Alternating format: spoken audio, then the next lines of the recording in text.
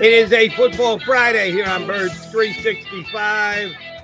Yeah, we know the Eagles won't be playing, but that's all right. We're counting down the days to when the Eagles will be playing again. Yeah, seems like a long way off, doesn't it? Yours truly, Jody McDonald, with my partner, Johnny McMullen. We had a good show yesterday with Mike Sealski and Ira Kaufman with us. And then shortly after we wrapped up, the next domino fell. We talked yesterday, J-Mac, about how the Denver Broncos had found their new coach, and not shockingly, it's the former offensive coordinator of the Green Bay Packers. Let the Aaron Rodgers to the Mile High City rumors begin. And we said, will this be one of those domino effect type moves? One coach gets hired, which means another coach, and they just start to fall like dominoes. Well, pretty quickly, that was exactly what happened. The Chicago Bears decided to come to an agreement with Matt Eberflus, former DC of the Indianapolis Colts, who did a good job for them. I don't know that I would call him a hot candidate, but his name had certainly been circled about out there. But the most interesting thing here in Philadelphia is that no sooner did Eberflus get the gig that the rumors started that he may reach to Philadelphia here to try and add to his staff and pick up one of Nick Sirianni's guys to head to Indianapolis and join Carson Wentz there, if Carson Wentz is their quarterback, and become offensive coordinator for the Bears this upcoming season. Yeah, it's going to be interesting, Jody, because obviously they were all together. Matt Eberflus, Nick Sirianni, Kevin Patullo, and there's Jason Michael, Jonathan Gannon, all together on that Indianapolis staff. So, that's what you do generally. You bring in people and, if Matt is offering that offensive coordinator job, it's something that Kevin Patullo would have to seriously consider. But, man, him and Nick Sirianni are close. I mean, they are – you remember back to when Nick got COVID, and it was Kevin Patullo. Who's going to be the head coach if Nick can't go? Who's going to – you say, is it the special teams coordinator? That's what they usually do now in the NFL. Rich Bisaccia, the perfect example. Michael Clay's very young. Is it going to be the offensive coordinator? Shane Steichen, defensive coordinator. Gannon with all the head coaching kerfuffle around him. Nope, it's going to be Kevin Patullo, the passing game coordinator. And those two are really, really close. So it's going to be interesting because, you had texted me and I thought they changed the rule, and the NFL's like Larry King. They change rules like they change wives. So it's very difficult to keep up with things. In the past, if guys were under contract and Kevin's under contract, you could block them from so-called lateral moves. Now, fans don't understand that. Anything described as a lateral move in days past were basically anything but head coach. And John DeFilippo would be the perfect example of this. The Jets wanted to make him their offensive coordinator, was under contract. A number of years ago, the Eagles blocked him. It was not the greatest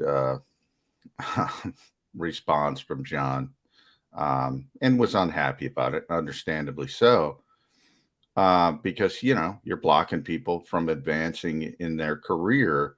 Can't do that anymore. 2020 is when the rule was changed. So, but then you have all these, and at the same time, Jody, people, they come up with inventive ways. And now the ways, and I've joked about it, are the titles. And this is probably why the titles started to come into play. Mm-hmm. Are you a Cheers fan, Jody? Back in the day, surely was. I don't watch it on. Not as many people watch it. It was a great show. I still watch The Odd Couple, even though it's 40 some odd years old. I see an Odd Couple episode on Decade. Yeah. I stay for it. I don't do that with Cheers. But when it was on first run, I was as big a Cheers fan as anybody. Some people might remember there was an episode where Rebecca was running the bar, for those who know the show.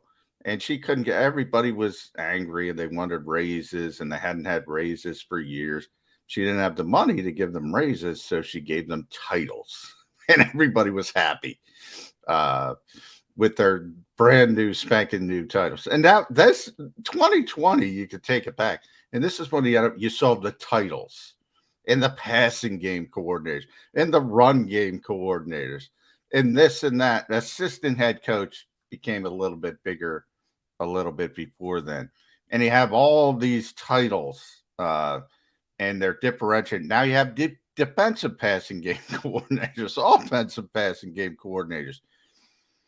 So it'll be interesting to see what the Eagles try to say, if they want to keep Kevin Patullo, and I assume they do want to keep Kevin Patullo. But the bottom line is they're really good friends, as I said. And I don't think Nick Sirianni would want to prevent Kevin Patullo from advancing in his career at the end of the day. So ultimately, if Matt Eberflus wants to make him the OC, I think he's going to be the OC in Chicago.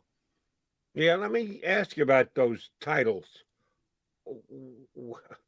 Is there even a quasi-accepted list coming from top to bottom as to the lowest possible coaching spot on a team as compared to head coach? Then you would go coordinator, offense, defense, special teams, and then positionally.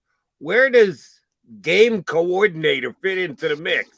Is that above or below a positional coach status? I would assume it's got to be considered below coordinator on one of the two sides of the ball, but is it above the quarterback's coach, below the quarterback's coach? I know that if you can tell me where I'd look it up, but I don't even know if you can do that. So I'm just asking for the John McMullen expertise here. Where does game coordinator fall on the pecking order? It's a good question, Jody. It doesn't fall on the pecking order, and that's why I have these titles. So when they changed the rule, which was May 2020, the NFL now requires all teams to submit in writing its coaching organizational structure and job description. And then if there's a debate from there, in other words, if the Eagles go, hey, we're going to make Kevin the head coach, he's higher than a coordinator. He's in the same position as a typical, what you would think of offensive and defensive coordinator when it comes down to interviewing for another job. If they want to go that direction, which again, I don't think they would, but if they want to go down that direction, the king decides, Roger Goodell decides whether they should be allowed to interview for that particular job. Now, again, I don't think the Eagles would do that, but teams do have to put their organizational structure in writing to the league to explain because of those nuances, so to speak. So you've got a better grasp on this than I do, because it's kind of a influx type title designation. I guess the most important thing you would do, and the Eagles would know this, they might not want to share it with Roger Goodell if they don't want to lose Mr. Patullo. They know how much conversation is had, how much the coach actually leans on the person's expertise, either during the week, practices, putting together depth charts, certainly play calling on Sundays.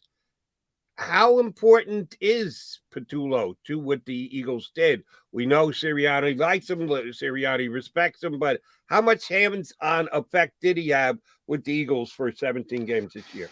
A lot. If you go, the first time I realized it was Nick was doing one of his early press conferences. It might have been his first, but it was very, very early.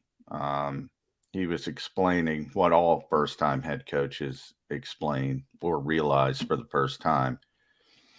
And I realized, whoa, there's a lot more to this job than my previous job as a coordinator. Mm-hmm. And he would say, Kevin was one of the first people he brought on. He essentially, brought him in with when he got hired. And, he explained in that press conference, if I had to do media, if I had to do interviews, if I had to do organizational structure meetings, if I had to do something, I'd say, hey, Kevin, call this guy. Kevin, call this guy, trying to put together his coaching staff. Get in touch because he didn't have the time. Like, he's been his right-hand man since the day he walked in the building. So a lot, they're very, very close. And then I think the next logical answer is, why didn't he make him the offensive coordinator? Thank you for reading my mind and answering my next question before I asked it. Because I think his job is bigger than just running the offensive meetings. So it is a little bit of a strange thing. And that sort of borne out when he did get COVID and everybody was trying to speculate who was going to be the head coach. And nobody was, Kevin Patullo wasn't on the top of everybody's mind. And there we are. Kevin's going to do the job, which I think kind of explains he's got a more all-encompassing job than a typical coordinator is how I would describe it. And there's a lot of administrative tasks, which again, people don't care about, people don't think about, but it's part of the whole thing. It's part of the whole process. When you're a head coach, it's arguably a bigger part of the process than the X's and O's. So when you're involved with setting up schedules or logistical things or practice or, how are we going to do this? How are we going to do that? It's pretty important. But when you're a young coach, Kevin's 40, you have ambition, and he knows, well, the easiest way to get a head coaching job, you can sit somebody down and explain all this nuance, but they're not in Philadelphia. They don't understand it. If you're an offensive coordinator or a defensive coordinator, they understand it. You're on the radar. And then if you want to flesh this out even further and he gets the job, you have a young quarterback with a lot of talent who struggled as a rookie. And if he turns it on in year 2 and you're the coordinator, who do you think's getting credit for that? I mean, he could be on head coaching list next year if he takes this job and Justin Fields improves to a significant degree. That's how quickly it could happen. So if he gets offered the job, it would be really, really difficult to turn it down. All right. Time for, you know what time it is for, John? One of Jody Mack's favorite things. What is that? Hypothetical. Hypothetical. We should get a bell. Xander, can we get some kind of bell for you? You mentioned how when DeFilippo was the quarterback coach, Jets wanted him as offensive coordinator. The Eagles said, yeah, no. So the NFL has its hierarchy of what jobs line up in what position and whether it is a quote-unquote lateral move or not. And you seem to agree that this would not be, and the Eagles couldn't essentially block it if they wanted to. What they could do if they were desperate not to lose Kevin Patullo, and I don't know this is the case. You explained very well what he did for the Eagles and his relationship with Nick Sirianni, but I'm not sure how Jeff Lurie and Howie Roseman feel about the invaluability of Kevin Patullo. If the NFL came in and said, sorry, if somebody's going to offer them their OC job, you can't stop it from happening. Would the Eagles even consider making him their offensive coordinator and moving off a guy like Shane Steichen if they were desperate to not lose Patullo? If Sirianni walked in, and we think that Sirianni's got a real good relationship with Steichen as well, but if he has to make a choice between the two, if Lurie asks, listen, we can only block one of you guys. So if you want to keep Patullo, we got to make him the OC. Would the Eagles think about doing something like that? How do you think Sirianni would handle it? No, I don't think he would touch Shane. I think he was very happy with Shane Steichen, the way things worked out. Maybe the media isn't because he doesn't answer questions the best, but I think Nick is very happy with him. Yeah, it's difficult. I go all the way back. I always talk about the 1999 Eagles coaching staff, Andy Reid's first coaching staff, because I mean, if you look back, it's one of the greatest staffs of all time. When guys who became head coaches, Brad Childress started with him, David Culley, who just obviously was one and done, but forever will have that tag on his resume now. Pat Shurmur, Ron Rivera, Leslie Frazier, Spags was on that staff. John Harbaugh was on that staff. Sean McDermott was on that staff. And that doesn't even bring in the coordinators. Jim Johnson, who didn't want a head coaching job, could have had one. And Rod Dowhauer, who had been a head coach before he came to Philadelphia. I mean, that's what they call deep. Yeah. Now, the thing is, if you go, and Andy was here for a long time, but you could argue, towards the end, and I think it's more shelf life, but still, when you lose good coaches and you got to replace them, it gets a little bit worse. It's like making a copy on a copy machine. You replicate it, gets a little bit worse each time, a little bit worse. You're going to bring in a special teams coach as good as John Harbaugh. Good luck. Ron Rivera, Les Frazier, some of those defensive coaches, Spags. I mean, it is what it is. So you think you're going to have a little bit of time together, and already this coaching staff is potentially getting plucked of 2 key members, and we'll see. Houston's gone really, really quiet past couple of days. I thought Jonathan was going to get that job. We'll see. And Kevin Patullo leaves, and who knows? Then they might start taking guys. Nick joked when he was asked about losing Jonathan, what's your rule about taking assistants? And he said, don't take them. And he smiled. But hey, guess what? Nick Sirianni got it. He took Kevin Patullo. He took Jonathan Gannon. He took Jason Michael. You're usually going to take 1 or 2, maybe lower on the totem pole guys, but you could see it, if things go in that direction. Now there's talk that Ian Cunningham would go to the Bears in the front office as well. Yeah, it's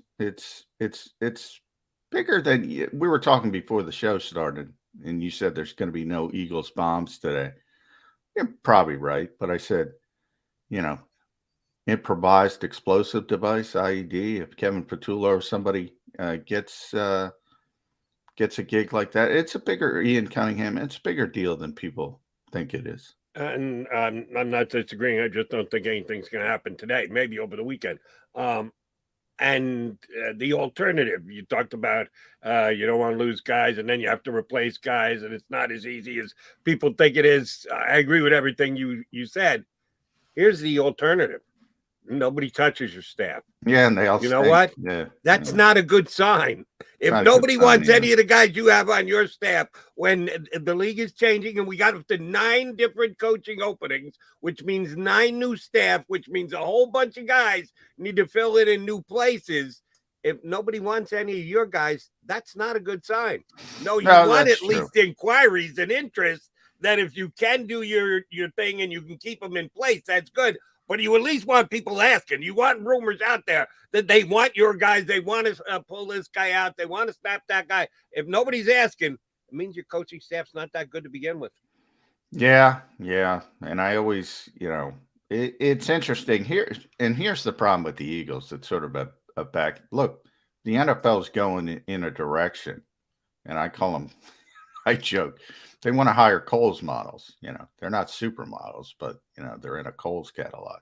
They want a certain type, and Kevin's a perfect example. Nick was a perfect example. Sean McVay started it. We all know, a young guy, good 3 o'clock shadow. But in all reality, they're good football minds. But you get the point. Like Jeff Stoutland might be the best assistant coach in the NFL. He's in the conversation. There's a lot of good ones. He's on the short list. Nobody's talking about hiring Jeff because he's because of his age and things like that. And he realizes it, and he doesn't want to go anywhere at this point. He loves coaching offensive line, and he realizes that's his calling in life, and that's what he wants. So it's, when they went this direction, hired this young coaching staff, Brian Johnson's another one as the quarterback's coach. Well, they should have known that there was the potential to lose these guys pretty quickly. I'd rather have them interested than not interested at all. John McMullen, Jordan McDonald, your Mac and Mac Birds 365 guys. at some point we'll turn our attention to the two big games this weekend, AFC, NFC Championship game. Andy Reid back to a championship game again. Yeah, altogether too often, Eagle fans, since he left here, but it was time to move on from Andy. It is time for us to move on to our first break. When we return, although there will be games played this weekend, not Eagle games, but Eagle games just the same. If that's the case, then we need a contribution from Game Day Kracz. Ed Kracz, Johnny's buddy from Sports Illustrated, joins us next here on Birds 365. Go for the midnight dares. Go for the memories. Go for the view that goes on forever. Go for the bubbles in your bathtub and in your drink. Go to bed whenever you want. Or don't. Go for him. Go for her. Go for the win. Go to Ocean Casino Resort. Book your trip at theoceanac.com. At Stateside Vodka, every new customer gets the world's best rocks glass. Free. What's that? A rocks glass? You're telling me that bottle is cut in half? You could say that.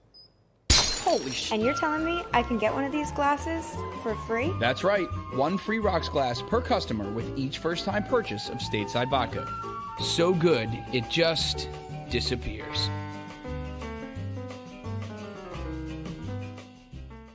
You know you like being right. That's why you should enroll in an Independence Blue Cross plan. It's the health plan chosen by more people than any other, with more doctors and hospitals, more benefits that really rock, more of the coverage you want for the right price, including free doctor visits 24/7. It's a choice you can feel good about, because when you're right, you're right. And when you've got Independence Blue Cross, you're right where you need to be. Call 1-844-200-2583 today to get an Independence Blue Cross plan.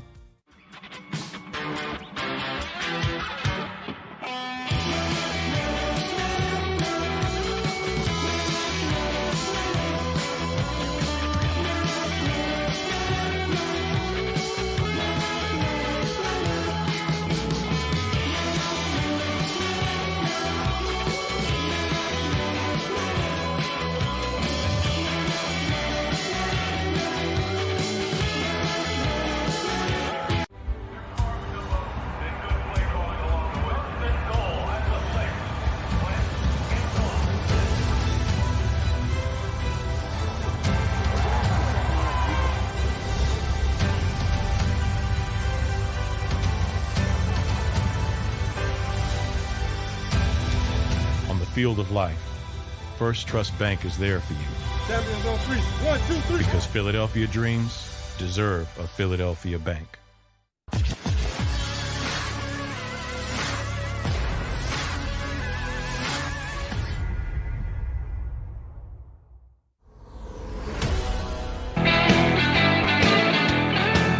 It is a Football Friday here on Birds 365. Mac and Mac guys, McMullen and McDonald. Joined by our Football Friday game day guy, Ed Kracz, Johnny's running mate at Sports Illustrated. Good enough to hop on board with us. What are you doing this weekend, Kratzy? I might be shoveling some snow. Ah, you're going to get lucky again. We're going to get it worse than you. That's out in the western suburbs. We're going to get whacked here in South Jersey again. Good to hear. Oh, hold on. I got something in my eye, Ed. Yeah, thank you very much. Let me help you with that. No, it's snowing right now, so I don't know. I don't know what they're calling for. I mean, is it really? I didn't look outside. Yeah, they're supposed to be the heavy stuff, to use my Bill Murray, is not going to come down until tonight, so you're fine. You might get a dusting before that. I spend way too much time looking at weather forecasts. Yeah, but that's partially my wife's influence as well. So well, they're calling another for little thing you learn about me. Disturbing thing, probably. Yeah. I thought I saw they're calling for between 2 and 20 inches the last time I saw. Is that right? I mean, they really have it narrowed down here, don't they? Yeah, I put that. I put that headline up. We asked Ira Kaufman about that yesterday either. That was from the New York Daily News. So I joked. I said, you know what? I was thinking about keeping it a trace to 21 inch. But I really wanted to lock down this prediction. They want 2 to 20. Yeah, that's pretty amazing that they put that out there. But All right, nobody turns into Burst 365 for the weather, Ed, so I'm going to change to the Philadelphia Eagles. And now all of a sudden, the Chicago Bears are sniffing around Kevin Patullo and Ian Cunningham. Reports are Matt Eberflus obviously was on the staff, Frank Reich staff, with Nick Sirianni, Patullo, Jonathan Gannon, Jason Michael, on and on and on. So that's the way this industry works. How much does it hurt the Eagles if they lose? And remember, who was going to be the interim coach when Nick had COVID? It was going to be Kevin Patullo, his right-hand man. Yeah. Concerned at all that the staff will be unsettled after 1 year? And we still have Jonathan Gannon potentially going to Houston as well. Yeah. Well, listen, any good team is going to lose coaches from its staff. And, the Eagles were a marginally good team this year. I'm not real concerned about losing Kevin Patullo. I know him and Sirianni are close. He calls him his right-hand man, like you said, and he was going to be kind of the interim coach. I think he was just going to be kind of the decision maker, right? Going into the game, like, are we going to call heads or CEO tails? coach, which everybody should have. Whoa. Are you suggesting Kevin Patullo might not have deferred if he had been the head coach? You said Is that Jody what you're saying, Ed Kracz? Yeah. Listen, that's part of his game day role. I mean, so listen, I'm with you, Jody. I don't like the take the ball robots or defer robots, I guess I should say. By the way, Kevin would have got fired if he took the ball. Yeah, but that's okay. He could land in Chicago. So Kevin, true. Don't sweat it, big guy. Yeah, there's always a disruption, I think, in a staff. If you lose somebody, and you might lose, like you said, Gannon and maybe Patullo, but I don't think it's the end of the world. I think anybody's replaceable, and they would find someone else and move on from there. I mean, and maybe keep the same system, maybe tweak a little bit of the system, but I'm not that concerned about losing a Kevin Patullo and even a Jonathan Gannon. I mean, I think that the system is going to be what it is. A new coach might tweak it a bit, but you have your personnel in place more or less. You're going to have changes, obviously, at the personnel side, but I think it would be pretty seamless if they were to lose either one. Ed, I have to borderline apologize, but not really, because I've enjoyed it too much. I pimped you a couple times about Brandon Brooks, who today had or this week had his retirement day down at the NovaCare complex. He said he's going to start taking classes at the University of Penn. We know all the injuries that he's had. When he's right, he's one of the best offensive linemen. And I do say all-inclusive offensive linemen, not just guard or right guard, in the entire National Football League. He's 32. A lot of guys play past 32. Yeah. A year of just sitting around and not doing anything and not rehabbing. His body starts to feel amazing.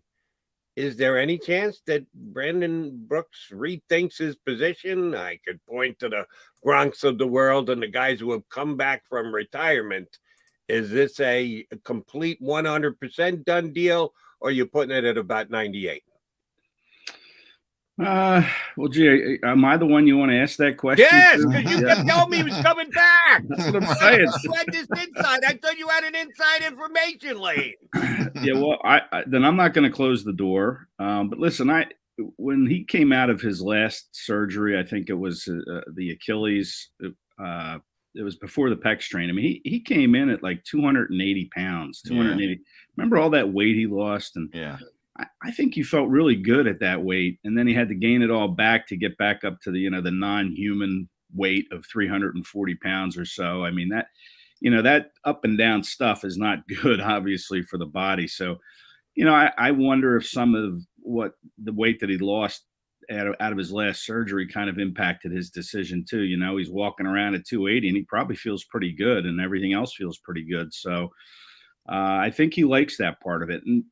I say I won't close the door, but I would be very surprised if Brandon Brooks played again. I think he's sincere about his desire to move on from the game. And, he left on kind of his terms, I guess you could say. I mean, he didn't hang on too long. He didn't struggle through another injury. And I think he's sincere about it. I think he'll go to business school. Someone asked me if I thought he could get in to business school. Yeah, he'll get in. If he's smart enough. I'm like, yeah, I think I think he'll get in. I There think could that be a NFL potential resume- endowment if he's not smart enough. Exactly. For the Wharton School of Business. Andrew Yeah. Brandt, our buddy, will get him in. Trust me. Yeah, He's exactly. Yeah, got some he won't have any connections. trouble getting it. But Yeah. listen, I would like to see him, be a coach at some point, maybe do an internship like Trey Thomas did for the Eagles back in the day. And you see the Eagles take some of these former players of theirs like Connor Barwin and Brent Selleck and Darren Sproles, I guess to a lesser extent. You don't see Sproles as much, but Barwin's there every single day at practice. So, I'd kind of like to see him maybe transition into something like that. Maybe see him in spring training as kind of a mentor to some different players. But yeah, Jody, I'm never going to close the door 100%, but I would say that this probably is the end for Brandon Brooks. I think you can close that door for this reason. You hit on the reason, Ed, and that's the weight. Because if you think about it, if the Wharton School of Business is too difficult and the Eagles suffer injuries and it's week 13, they're making a playoff run, and they say, yeah, let's call up Brian and see if he wants to play. You hit the nail on the head. He's going back down to 260. He loves working out, MMA, kickboxing, all that stuff. He looked like a bodybuilder when he was rehabbing from the second Achilles tear. So he's going to go back down to 275. So even if somebody called him, he wouldn't be ready to play. He'd have to go back to 340, 335 to beat Brandon Brooks. So I think the minute he does that, the door is shut. I really think, and he's also very thoughtful. We joked about, can he get in the pen? He probably can. He's a very thoughtful, very intelligent person. Anybody who listened to 40 plus minutes earlier this week knows how smart he is. And I just think he, as he mentioned, he heard his body talking to him. And I do think we can close the door on Brandon Brooks. And that leads me to my next question. We're closing the door on a lot of people. Ben Roethlisberger yesterday in Pittsburgh, but more notably is still the potential that Tom Brady walks away in Tampa. Then we have the potential Aaron Rodgers either walks away, which is unlikely, or more likely is headed out to Denver. Sean Payton walked away, at least for a short time. Don't close the door on him. He'll be back. This NFC could be wide open, Ed Kracz. If that happens, Tom Brady's gone. Aaron Rodgers is in the AFC. Sean Payton's gone. Does that change your philosophy if you're Howie Roseman and Jeffrey Lurie?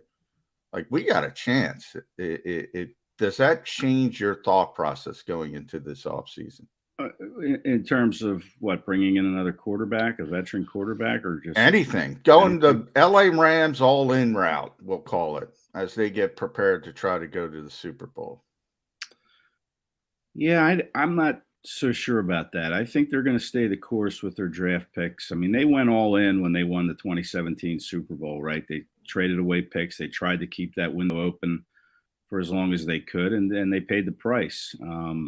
Now they're kind of retooling the roster to get younger, and these draft picks let them do that. But I think you can just stay the course, and like you said, the NFC is wide open. If you stay the course and you have another good draft this year, you put together some free agents that can come in and make an impact.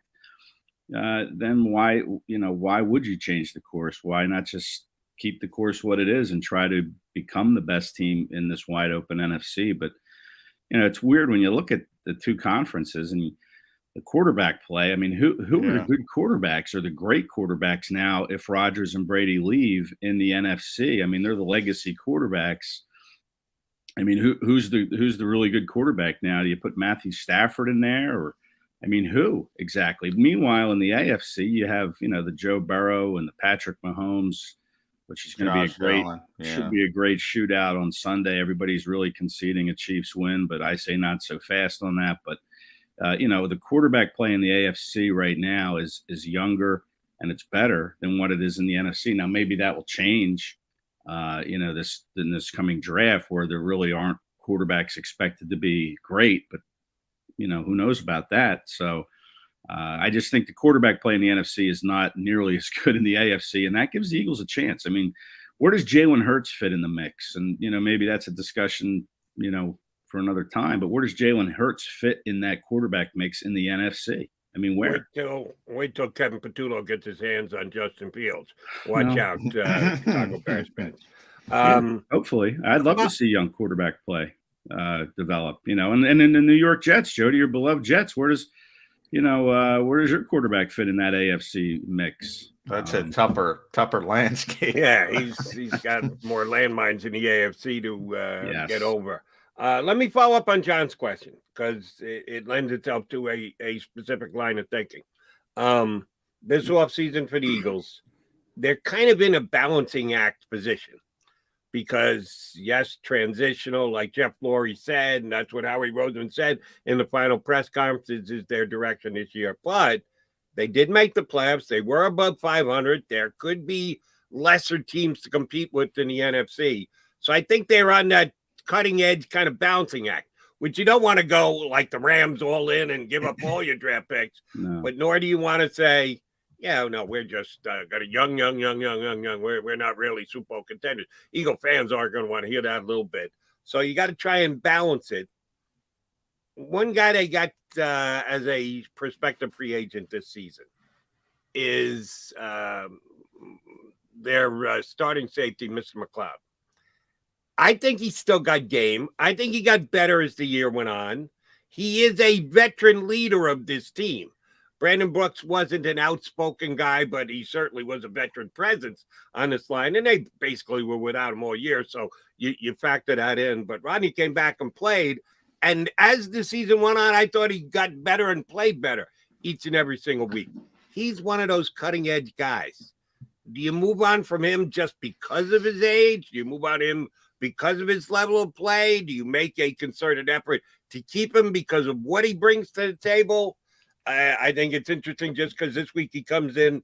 We're looking at him the same week that they lose a guy from the same exact free agent class back in 2006. They brought McLeod and Brooks in together.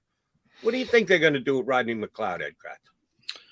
Yeah, it's interesting. Him and Brooks are the same age. McLeod has a similar injury history to Brooks with his ACL injuries. And it was interesting to hear McLeod talk about how, his knee wasn't really to where it was before he tore the ACL, and that was deep into the season when he kind of admitted to us, right, John, at a press conference that his knee. December. So, I mean, they were 10 months away from the surgery and he was still 12 months away, and it still wasn't 100%. So I would love to see them bring McLeod back, but I think that those injuries to his knees have robbed him of some of his speed. And at 32, you're not going to get faster.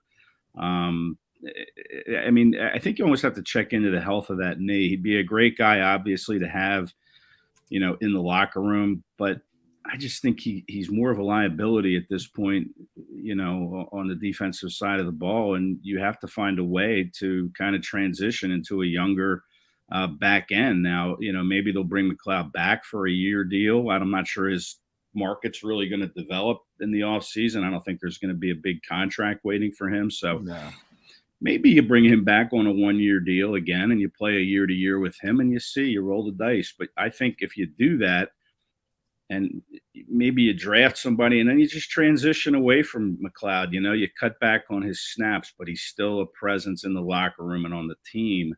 But you need to get better on that back end. And bringing Rodney McLeod back is not going to make you better on the field.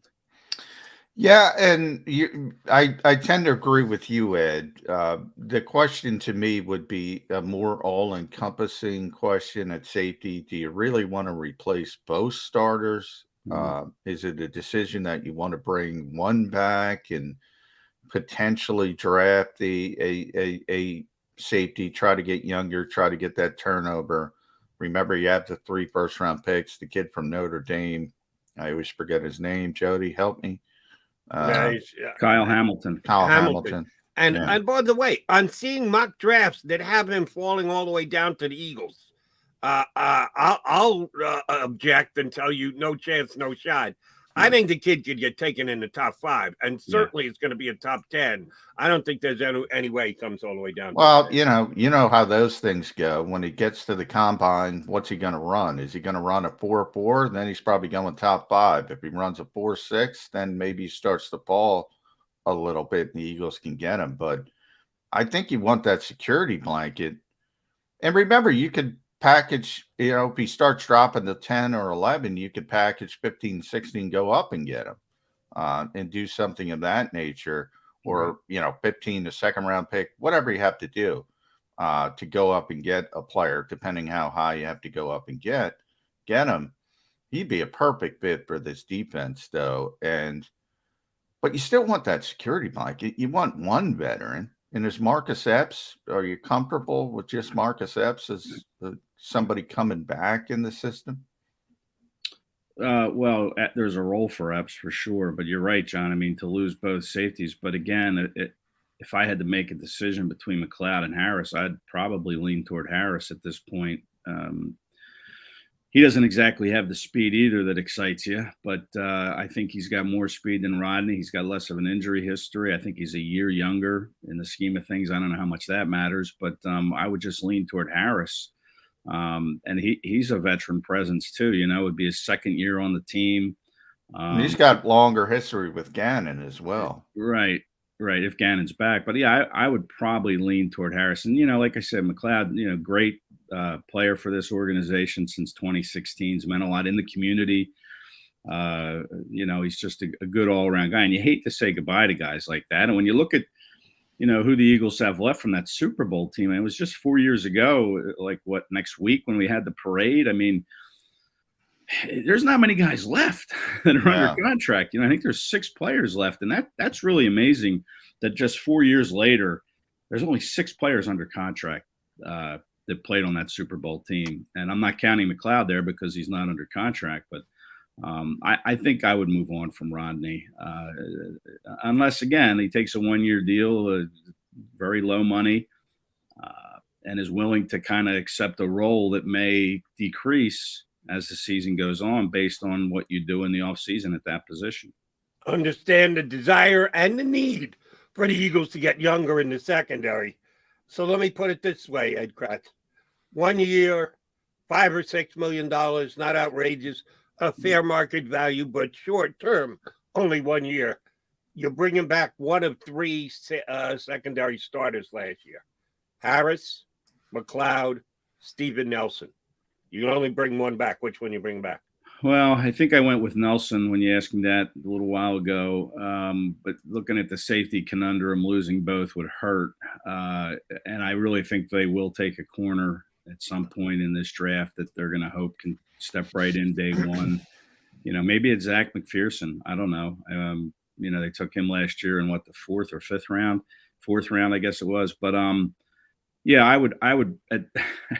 I said Nelson. I'm still sticking with Nelson, and then I would go Harris and then McLeod. But I get what you guys are saying. That to lose both veteran safeties in a room where you don't have that security blanket if things don't go the way you hope in the offseason. But I think they're going to probably spend some of that money they have now on the cap. I think it's going to be a safety and it's going to be a receiver, I think, as 2 of those targets with that free agent money. So if they sign a veteran safety that's young, like the guy from New Orleans, Williams, or your boy Jody, Marcus May, I don't see them bringing back either one of them. They'll sign a veteran that's younger, faster, and then they'll draft one, and then they'll roll the dice. They may even bring in a couple guys in the draft at safety. So I just think they'll probably sign somebody that's cheaper and younger and probably more effective at this stage of his career than either Harris or McLeod. All right, Ed, let's shift to on-field action, game day Kracz, because there is football this weekend. It's Championship Sunday, and I'm pretty excited with these matchups, especially Cincinnati, Kansas City, because I'm with you. I think that's going to be an explosive game. I think Cincinnati struggled with Tennessee because of Tennessee's front, I don't think Kansas City can bring that kind of pressure on a consistent basis, and that Kansas City secondary can be gashed. And if anybody can gash you, it's Joe Burrow and Jamar Chase. The last time they played the Kansas City Chiefs, which you don't have to go back very far. It was Week 17 when the Bengals clinched the AFC title, AFC North title. They came back from 2 touchdowns down to win the game. Jamar Chase had 266 receiving yards. Joe Burrow had well over 400 passing yards. I think we're going to see a shootout on Sunday afternoon. That's the first game. Your thoughts? Yeah, I agree. I mean, I think Joe Burrow in that game was 30 for 39. I mean, that's just crazy. And we all know this Chiefs defense is not very good. That's been their Achilles heel all year. They struggle against good quarterbacks just like the Eagles. I think most teams do struggle against good quarterbacks. But this Chiefs defense is not very good. Granted, this is a much bigger step up than it was that week. What was it, week 17 or week 18 matchup that they played? Week 17, I think. Yeah. So, granted, the stakes are much higher here, and we all talked about how the experience of Jalen Hurts and Devontae Smith and Landon Dickerson playing for the University of Alabama helped them in a big game. I'm not sure it did in Tampa, but Jamar Chase and Joe Burrow won a national championship together at LSU in 2019, I think it was. So, they've played in big games before, but they've got to protect Burrow against that Chiefs front. I mean, he was sacked 9 times against the Titans and still led that team to victory. I mean, that's just amazing when you think about that. But yeah, I think it's going to be a shootout. But how does it top last week's game? That's tough. How does this weekend top those 4 from last weekend? I don't know. I hope they're just as compelling and just as exciting. And I think the Chiefs are 7-point favorites, which is a lot of points to lay here in this game. I know it's in Arrowhead Stadium. The last meeting was in the jungle there on the Ohio River in Cincinnati's home stadium. But this is a big step for the Bengals. And if they can take this step, I mean, that would be huge for them. I think it's going to be tough. I really do. I think the Chiefs probably won't win by 7, but I think they'll probably win the game. But the Bengals are going to make it tough for them, no doubt, because they can move the football against this Chiefs defense. The question is, can they stop Patrick Mahomes? And not many teams can do probably that. Not. Yeah, and that part Bengals probably defense. not. Yeah, I couldn't. They're good. They're guy. better than people think. They're better than. Other than Trey Hendrickson, who I think has 14 sacks. Great year. You have to look on. You got to You have to be. Logan Wilson is a hell of a linebacker, and that's one guy that the Eagles should have considered. What draft was that? Probably 2020. He's turned into a heck of a player. Didn't the Eagles get Wilson as a linebacker this offseason? They got a Wilson. Yeah, they got the wrong Wilson. They got the wrong Wilson. They got Mr. Wilson. Eddie, here's one of my concerns from a Cincinnati standpoint, and I'm kind of hoping and leaning toward them for close game purposes. Is this a coaching mismatch? Yes. Well, yeah. I mean, I jumped in there. Yeah, checking boxes. I would check the Chiefs box on the coaching front there. Sure, Andy Reid. You mentioned it earlier, Jody. He's been to 4 straight AFC Championship games. Went to 4 straight NFC Championship games. What has Zach Taylor done? I mean, this is his first championship game. So yes. I don't want to think about that, but I call that Jody's a pro wrestling fan like me, Ed. You're more the amateur wrestling style coach of the, what is it, Penridge? Penridge Rams. Yeah, we just won our league championship. There we go. Night. Championship coach. So I'll say that, but I will call the coaching matchup a squash match. And Jody, I wasn't ready to go there, but you know why I asked the question. But I will say, and I'll turn that to the NFC. We'll get your thoughts on the NFC. There's a lot of talk in the NFC that Kyle Shanahan's in Sean McVay's head. And I like what Sean McVay said. He said, you guys put too much emphasis on coaching. It's about the players, and nobody's in anybody's head, which we can debate. But if that's the case, maybe it's not that big of a deal.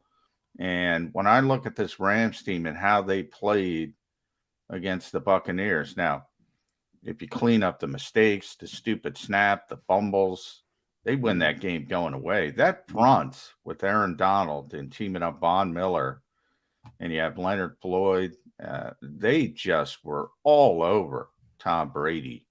And they went all in. We talked about that a little bit earlier. That is a talented group for the Los Angeles Rams against a team from San Francisco that's got to do some different things and got to scheme up things to win football games. You think the Rams finally get over the hump against Kyle Shanahan's 49ers?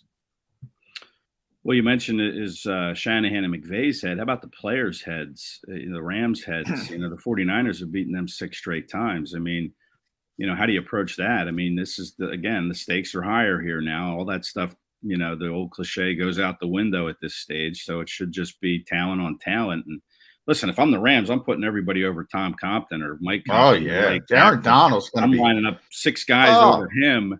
And I'm not even bothering with Trent Williams on the other side. I mean, that's where your pressure's got to come from if you're the Rams, is over that right side. Yeah. Aaron Donald is chomping at the bit to get at Tom Compton as we speak today. That might be a bigger mismatch than Andy Reid versus Zach Taylor. Yeah, I think that this 6-game losing streak to the 49ers will even give the Rams that much more motivation to go out and win. I like the Rams in this game. I think I don't know. I think it's 3.5.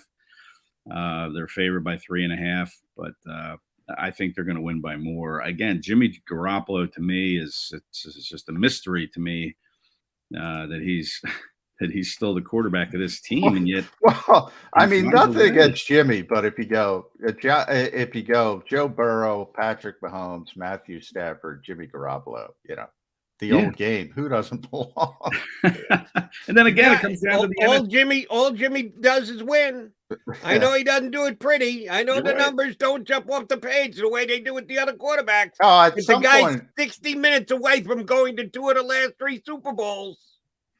At some point, I feel sorry for all the what he takes, but he definitely doesn't belong with that group. And then it comes down like what we said earlier, the NFC quarterback position. Look at the 2 in the NFC Championship game. Matthew Stafford, who, let's face it, he's up and down throughout his career. And then Jimmy Garoppolo. To me, the quarterback situation in the NFC, this is typical of what's going on in that conference. But you're right about Jimmy G. All he does is win. Even though it wasn't him that blocked the punt in Green Bay. Little help from his friends on special teams. Yeah, I get that. I see that. But if he's the quarterback at the end of the day and his team wins, you got to give him at least some credit. Yeah. I'd rather have the talented guy than the rabbit's foot. But, hey, if you got a rabbit's foot, you hold on to it. Maybe it works for you. Yeah. The more talented guy is Stafford, has been Stafford, and we're waiting for Stafford to make it to a Super Bowl. Jimmy G, been there, done that. That's right. He almost won it. He should have won it if he didn't turn into Jimmy G at 12 o'clock, which happened to be the third quarter whistle. Yeah. And I would even say Mahomes was more Patrick Mahomes in that Super Bowl. The guy went all out nuts on him, and he's going to have to face that again if Kansas City gets there. Do either one of you guys want to see a rematch from 2 years ago, San Francisco against Kansas City, or has it got to be new blood? I want to see personally. And I'll let Ed chime in with his predictions after. I want to see Cincinnati against the Rams. That's what I want to see. Who I think we're going to see is Kansas City against the Rams. That's how I'll phrase it. Yeah, I'm with you there, John. I mean, I'm always for the new blood. I get a little fatigued of some of the teams that continue to win all the time. Nothing personal. I just get fatigued from the, all the winning that the Kansas City does, and at University of Alabama. I like to see new blood in there, and the Bengals are certainly new blood, one of those franchises that never have won the Super Bowl. They're the only one that has a chance. The only one to break through. So you're an anti-Alabama guy, Ed? So Hurts and Smith, the Eagles, no, you've already seen too much of them because they were part of. I'm an anti-Alabama guy. I'm trying to get Xander raised up. I'm sick of that team. It's just a program thing. It's not an individual thing. I thought Mac Jones was the nicest guy in the world when we did the Zoom stuff with because I didn't have a combine. We did all these Zoom calls with. It's nothing personal. Mac Jones was a great guy, but it's just a program thing. You just get tired of seeing the same program win. Let's spread the love a little bit. Let's share the wealth, and let's give some of these upstarts. I was rooting so hard for Cincinnati, and wasn't to be. I don't root for anything, and I was rooting for Cincinnati. So you came up short with Cincinnati on the collegiate side. You're going to do and the I'll same probably again come this up, week with Andy Reid going back to the Super Bowl again. Yes. Yeah, I mean, Jamar Chase and Joe Burrow, I mean, they're just fun to watch. And they got T. Higgins, and, you can name their offensive guys. It's their defensive guys that you have to look at the program. But they're solid. They're pretty good. They're pretty good defensively. Yeah. Who's their D coordinator? I don't even know who their defensive Lou coordinator is. Anamuro. I only know that because he got an interview with the Giants. I would have not known that until he got an interview to be the head coach of the Giants. That's what I'm saying. Like, this team is like, you don't know who they are, but you're rooting for them because they're the new team. They're the upstart team the city of Cincinnati doesn't have a Super Bowl title. I mean, I'd like to see all these cities experience that. Look what it did in Philadelphia when the Eagles won. It's just a great, great experience. And they got the rookie kicker banging the 52-yarder. Remember what happened when Jake Elliott hit the 61-yarder against the New York Giants? It fueled the Philadelphia Eagles. Maybe that game winner fuels the Cincinnati Bengals. Who knows? It's going to be tough. It's going to be tough to win in Arrowhead, man. That place gets loud. And, even though Chase and Burrow won that national title, it was on a neutral field. Half of it was filled with LSU fans. It's going to be really tough for them to go in Arrowhead and pull this out. But I don't discount it if it happens. All right, Ed Kracz, promise us this. When you're out tomorrow morning using a broom to sweep off the dusting on your steps in front of your house up there in the hinterlands, north and west of Philadelphia, just remember, John and I will be out shoveling. I'm stretching right now. Over here in South Jersey.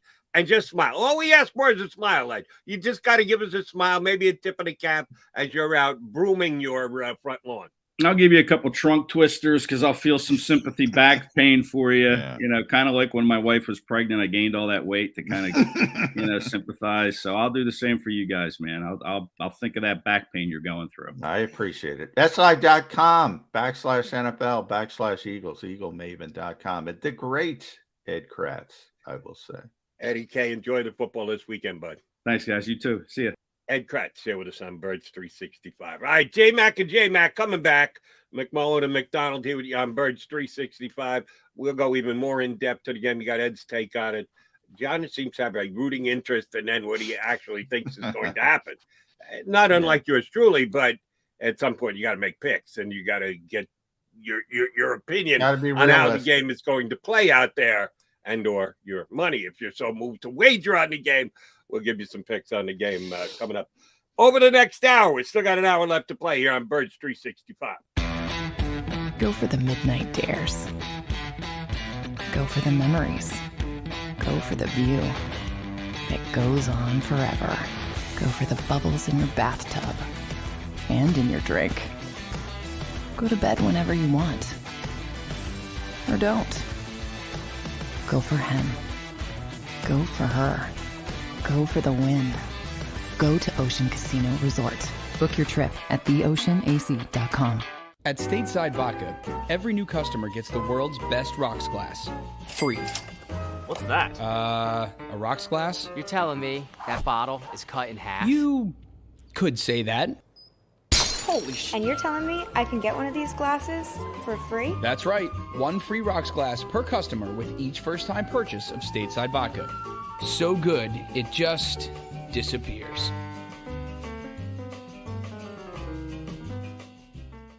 You know you like being right. That's why you should enroll in an Independence Blue Cross plan. It's the health plan chosen by more people than any other. With more doctors and hospitals, more benefits that really rock. More of the coverage you want for the right price, including free doctor visits 24/7. It's a choice you can feel good about. Because when you're right, you're right. And when you've got Independence Blue Cross, you're right where you need to be. Call 1-844-200-2583 today to get an Independence Blue Cross plan.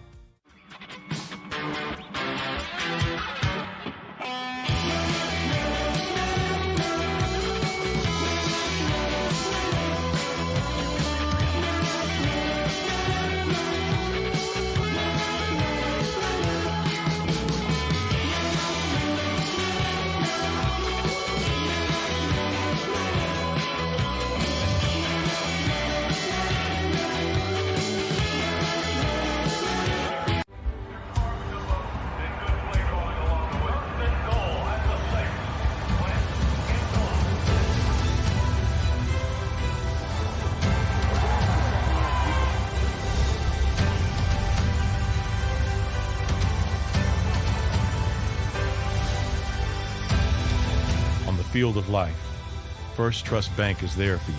Champions on three. 1, 2, 3. Because Philadelphia dreams deserve a Philadelphia bank.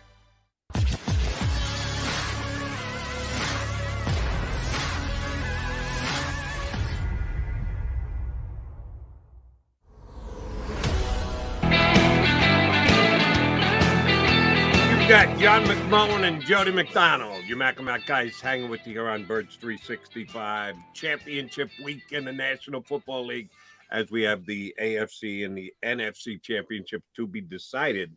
We talked a little bit about the games coming up with Ed Kracz, and we'll continue to do so here. But first, I do want to make a point. Don't know how many people this has dawned on, and it's other than looking at it through Eagle visor glasses, it's really not that big a deal. But, John, do you remember what the Cincinnati Bengals, who are in the AFC Championship game, finished last season at?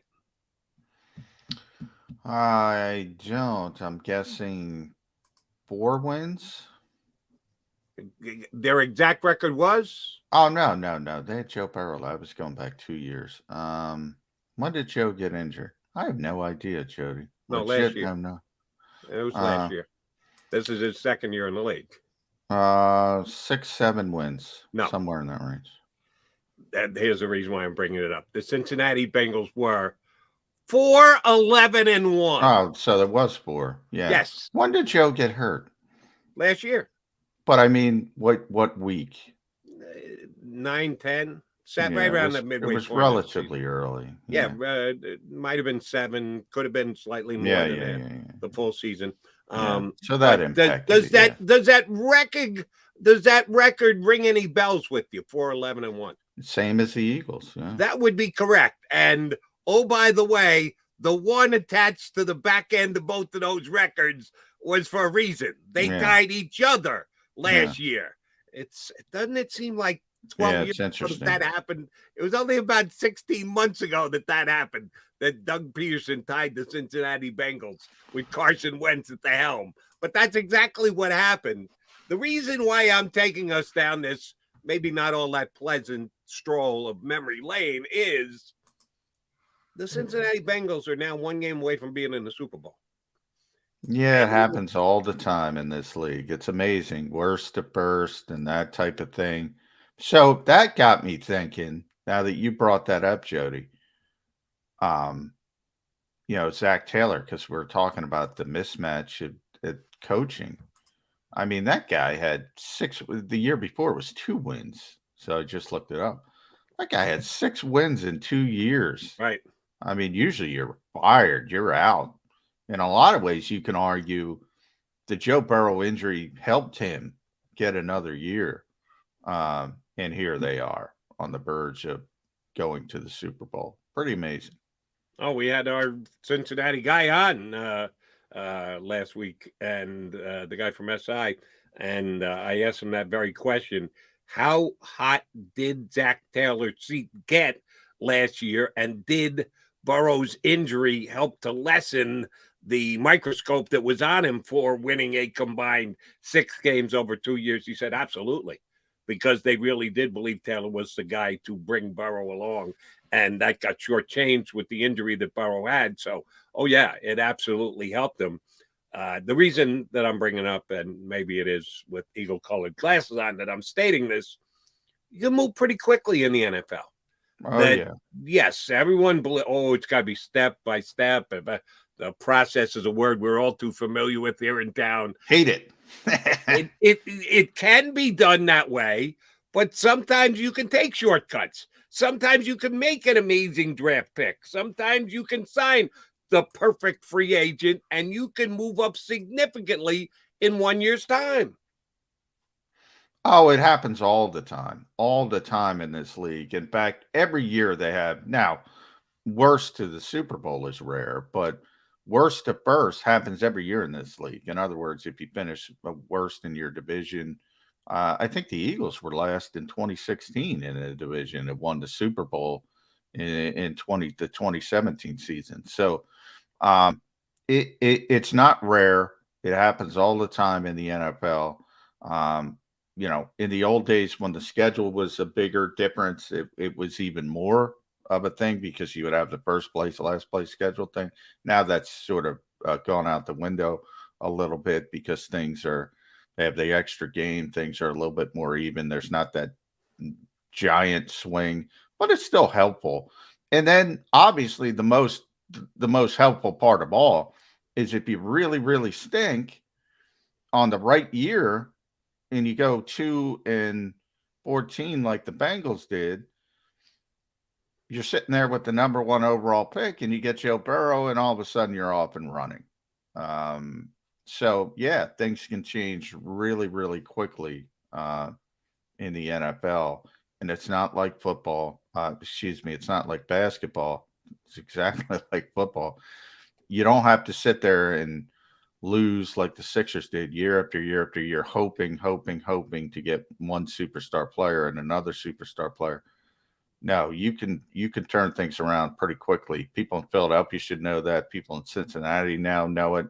Although, the history of the Bengals haven't been great for years and years and years, but that's consistent organizational bad decisions more than anything else, not an inability to turn things around, if I'm making any sense there.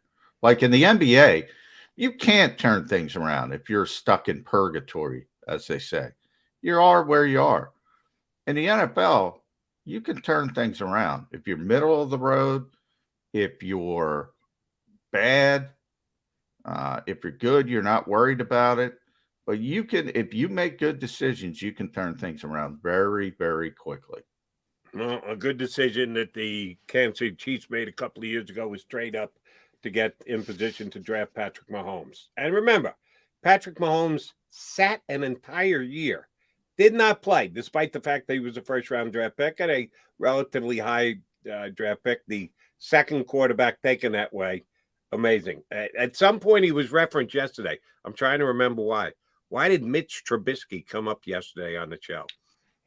Somebody, one of the guests, it wasn't Ira. Who else? Sealski referenced Mitch Trubisky. Yes, for a reason? he did. Yes, Mike mentioned Mitch Trubisky. That's just. He also butchered his name, but he mentioned it. That's stone cold embarrassing that he was the first pick in the draft, first quarterback taken in the draft a couple of years ago when Patrick Mahomes was second and Deshaun Watson was third.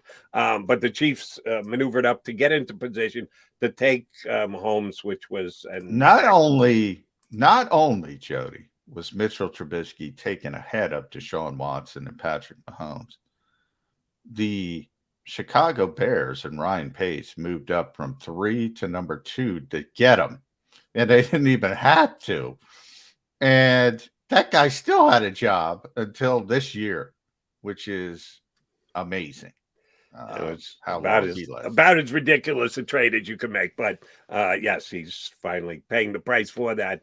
But it may cost the Eagles Kevin Patullo, because if you're just tuning in, the Chicago Bears' new general manager has hired his coach, Matt Eberflus from Indianapolis, who had a relationship when both Nick Sirianni and Kevin Patullo were there, and that there were rumors kicking around NFL Network. I think it was Rappaport, but I'm not sure about that, stating that they may want to talk to the Eagles passing game coordinator for their offensive coordinator position this year.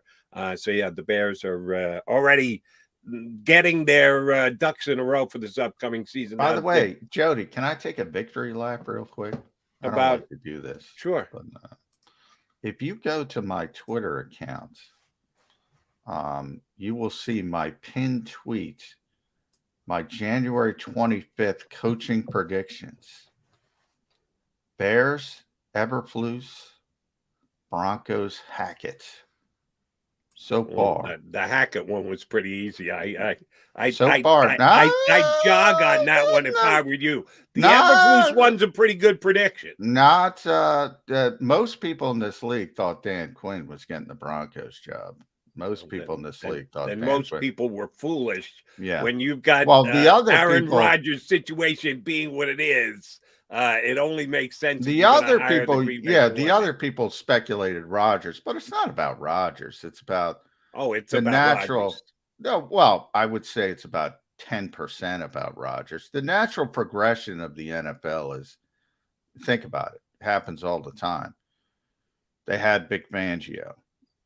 You don't want to go another veteran defensive. That's just not how this league works. And you start looking at who they're interviewing, and you start piecing it down. So anyway, 2 for 2. Jaguars would have hired Byron Leftwich by now. I'd be 3 for 3, but that organization is an abject disaster. And I thought the Texans were going to hire Jonathan Gannon.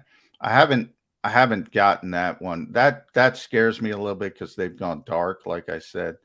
The other ones I wasn't as confident on. Those 4 I was very, very confident on. The Raiders, at that time I had no idea.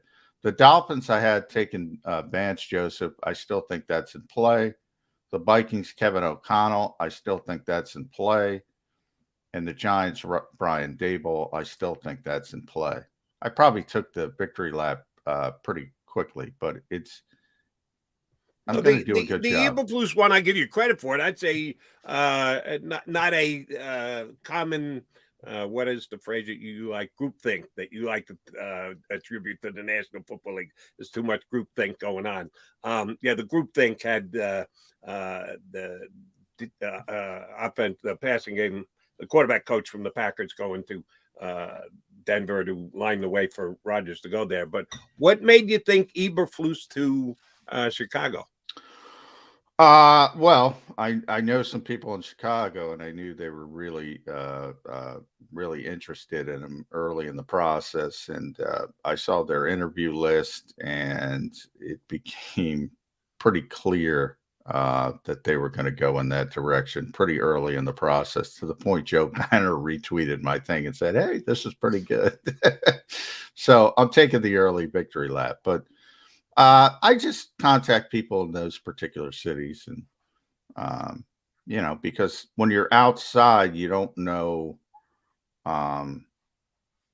you don't know the details of the building, so to speak.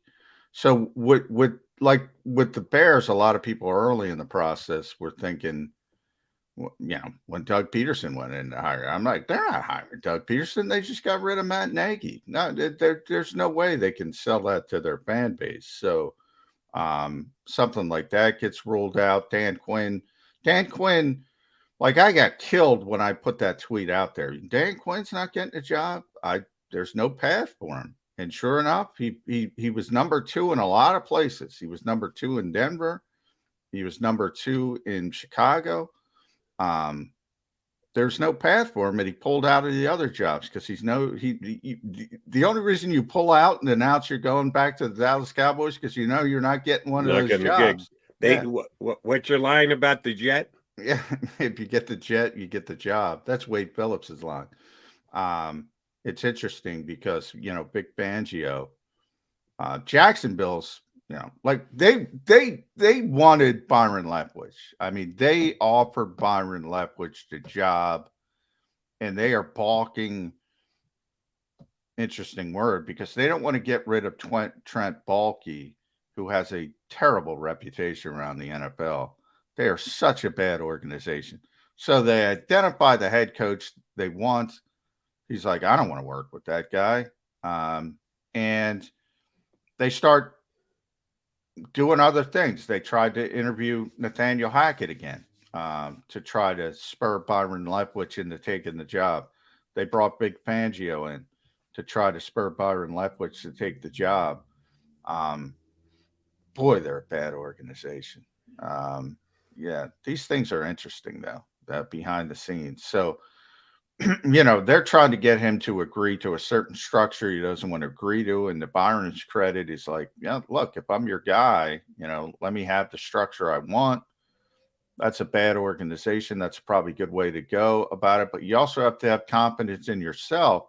Now the Saints step up. Remember, the Saints weren't even in this equation when I posted these predictions. Sean Payton had not retired yet. Now they want to interview him, so maybe he's got more leverage. So these things are interesting, but it always worries me when a team identifies a candidate and they have to go in a different direction because of their own volition. In other words, they won't agree. They want the guy, but they won't agree to what they want. Like that's bad decision making. So, it's interesting. This whole process has been the coaching carousel this year has been a little bit different than normally is, because I think everybody is super sensitive on the current environment, and they want to make sure that they're not labeled as. It's one of the reasons, to be honest, Jody. I think Jonathan Gannon hasn't been hired yet, because I think the Houston Texans know there'd be significant blowback if they hired him, to be honest, and there would be. You already saw it Blowback from who? You already saw it on social media. Because Jonathan Gannon's, a young guy, in the Sean McVay mold. Who's social media? Who are you referring to, John? Criticism of not enough minorities getting hired in the NFL. Oh, okay. It happens all the time. I didn't know where you're going. Yeah, it happens all the time. I mean, they were getting destroyed in the weeks after when it started coming out that they were seriously thinking about Jonathan Gannon. I think it's impacted them. And already we got two hires. Is Chicago facing that right now, since they hired I'm sure a they Caucasian are. guy yesterday? I'm sure they are. You have to show the courage of your convictions. But the league as a whole has already taken massive hits because they hired two coaches. Remember, there's one African American coach. There's more. Robert Saleh's obviously a minority. Ron Rivera. There's one African American coach as we stand here in the NFL right now with Mike Tomlin. Ultimately, I think Saints opening helps Brian Flores as well. So hopefully he gets another job. But yeah, this league's taken significant hits because you've had two hires, and they're both white men, and they're taking a lot of hits. The league as a whole. But you got to show the courage of your convictions. If you like a candidate, hire the candidate. I mean, that's all you can do. I would tend to agree with that. All right, one last quickie before we got to take a time out here. A coaching opening that has a more direct impact than some of the others as far as the Eagles go is the New York Giants. 2 years ago, couldn't have been more wrong. I said the Eagles were in a great position going into a season because all three other teams in the division changed coaches, and you had one guy staying in his position, and that gave the Eagles a big edge. That was Doug Pederson's final year here in Philadelphia. I thought that was a major plus for the Eagles because the other teams were all in transition. I think we all did. We all thought that. Yeah, you shouldn't feel bad about that. I mean, why wouldn't you think that? The results are the results, and the results proved to be that I was wrong. And then this past year, I worried about the Eagles because all three of the teams had their coaches in place, and the Eagles were the only team that made a change. But hey, next year he came in and did the job, and Eagles made the playoffs after going 4-11-1. So the coaching changes are supposed to have a major impact. You and I both agree, where possible, you want to get some continuity going because that usually lends itself to success, but not always. The Giants had to change their coach, Joe Judge. Man, talk about a guy who just continued to shoot himself in the foot over the course of the year. I mean, they wanted to keep him. Very similar to Doug, but to a worse degree, because Doug had a real issue. But the Eagles wanted to keep him, and he essentially fired himself. Joe Judge fired himself. I mean, the Giants wanted to keep him. They were planning to keep him, and then he just went with a Sam Hinkie-like manifesto. He went nuts. I mean, what can you do? Which, even though I thought Judge wasn't bad up until week, I guess it was only 17 last year. We didn't get to week 18 because they were still only playing 16 games. And his stupid stance of how dare the Eagles not play their players. We deserve to be in the playoffs. You're 6-10, big guy. You can't be 6-10 and be bitching about not making the playoffs because some other team didn't give you a helping hand. But up until that point, I liked Judge. I thought he had done a good job as a rookie head coach. I was ready to give him the benefit of the doubt coming into this season. It just went downhill week after week after week, and they were just god awful. There he is. Hey, I'm going to book the show on the fly. Mike Kaye is back. Mike was originally supposed to join us today, but he had to do some vet stuff. Hopefully the dog is okay. So we'll talk to Mike. So Mike is going to jump on the show with us. All right. Well, let's get a quickie timeout in here. Since Kaye's surprising us by showing up, he can go back to the Red Bull again, take another sip, and we'll take a quickie timeout and then bring Michael Kaye in. MichaelKNJ.com next here on Birds 365. Go for the midnight dares. Go for the memories. Go for the view that goes on forever. Go for the bubbles in your bathtub and in your drink. Go to bed whenever you want. Or don't. Go for him. Go for her. Go for the win. Go to Ocean Casino Resort. Book your trip at theoceanac.com. At Stateside Vodka, every new customer gets the world's best rocks glass. Free. What's that? A rocks glass? You're telling me that bottle is cut in half? You could say that. Holy shit. And you're telling me I can get one of these glasses for free? That's right. One free rocks glass per customer with each first-time purchase of Stateside Vodka. So good, it just disappears.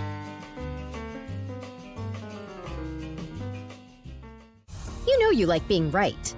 That's why you should enroll in an Independence Blue Cross plan.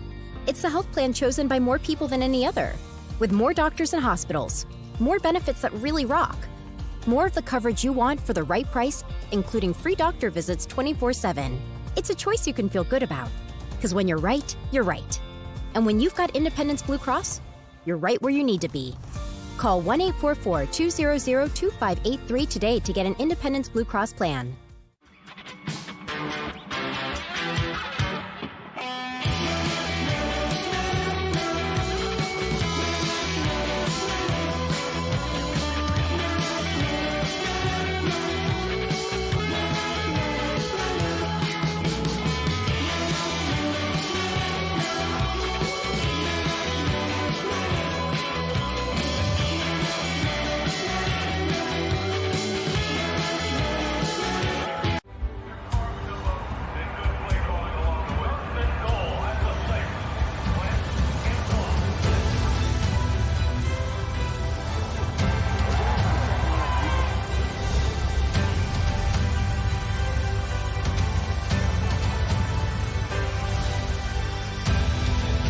Field of life, First Trust Bank is there for you. Champions on three. 1, 2, 3. Because Philadelphia dreams deserve a Philadelphia bank.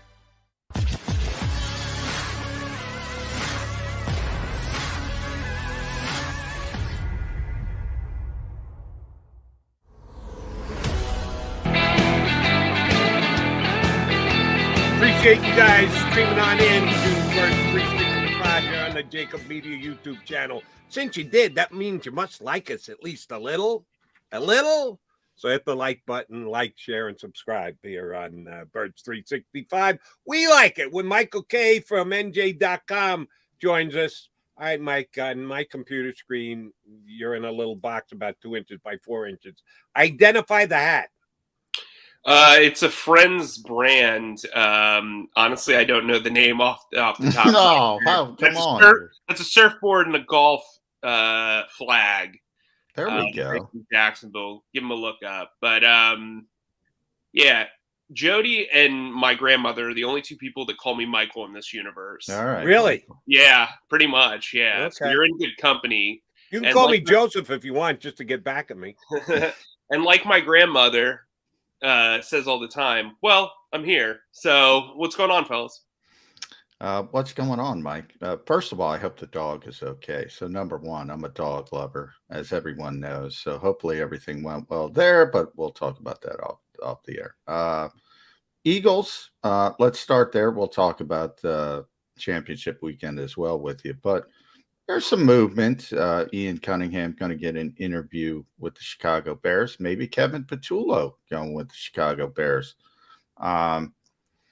Bigger deal than some people make it out to be, or not just part of doing business in the NFL when you start losing, whether it be assistant coaches or personnel people. Well, John, I think you and I know really well that Ian is extremely well thought of in the Novacare complex. He's another riser. A lot of people criticize Howie Roseman's ability to get along with folks, but it does kind of seem like he's the guy that consistently produces GM factory.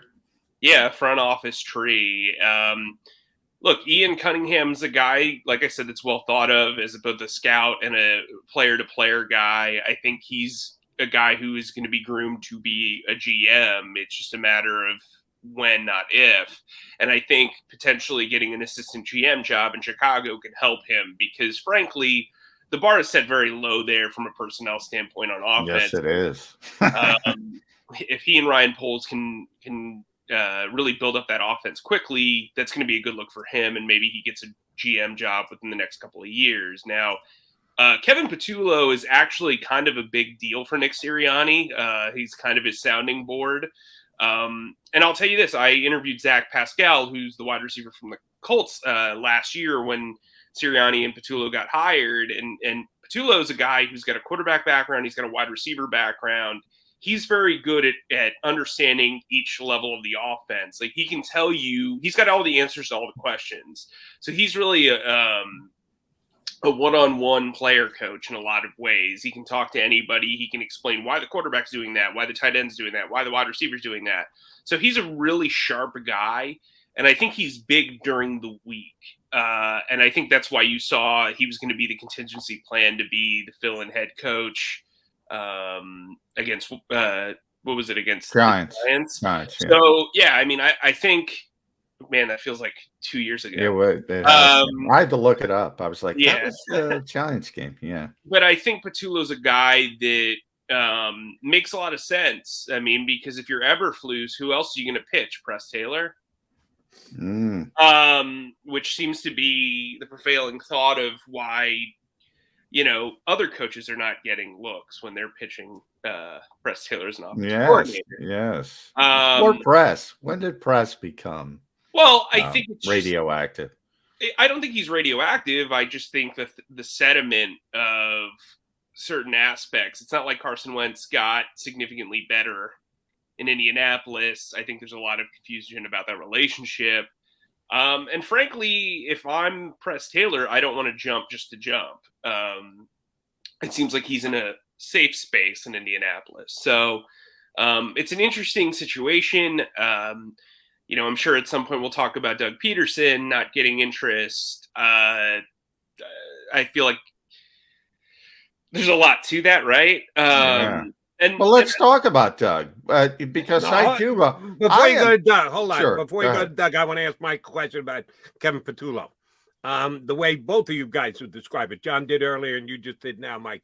And you guys got a better grasp on what Kevin Patullo brings to the table.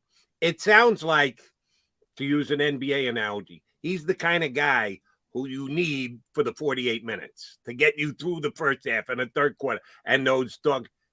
But he's never had the chance to take the big shot in the last minute of the game. He's not been a play caller. He's a good during the week guy. He's going to Indianapolis as the offensive coordinator. You got a defensive head coach. Oh, he's going to be the man. It's going to be on his plate. He's going to have to make those play calls, no matter how good a relationship and understanding he has of the offense. All those things are key ingredients to being a good coach. But when you're the offensive coordinator, the key ingredient is you got to call the right play in the last 2 minutes. Down by 4, 80 yards to go with only one timeout left. Do we have faith that Patullo can become like that in Chicago in his first year? I mean, he's kind of the Avery Johnson, right? Like you just described Avery Johnson. I mean, Avery Johnson had an okay run as a head coach in basketball, if you want to go that route. You could also kind of compare him to Ron Harper, I think, in a lot of ways of that coaching staff. He's a guy who's going to do a lot of the nitty-gritty stuff and the behind-the-scenes stuff, and then he's a good egg, during the games, but I don't think he's instrumental to what the Eagles do on a game day basis. He's more of the prep to get there. And look, I've seen here, let's put it this way. I've seen really good schemers fail, and I've seen really good play callers fail. Yeah. We all have. Yeah. You know what I mean? Like, I think it's a learning process. It's a learning process for everybody. It was a learning process for Nick. Shane's done it before. It's a learning process for him. I mean, everybody learns on the job. But I say, if I'm Kevin, I got Justin Fields there. If you turn him around in year 2 and he's got a ton of talent, you're on head coaching list. Bang, right away. Right away, you're on head coaching list. Yeah, absolutely. And I think, you know, he's a former quarterback. He played at USF. I actually went to the same high school as my co-best man in my wedding. A little bit older than I love that you and co-best man. I think I've told you that before. Mike's got so many friends. He's got co-best men. No, I have a brother, and then my brother didn't want to plan the bachelor party, so we gave it to my closest friend. Okay.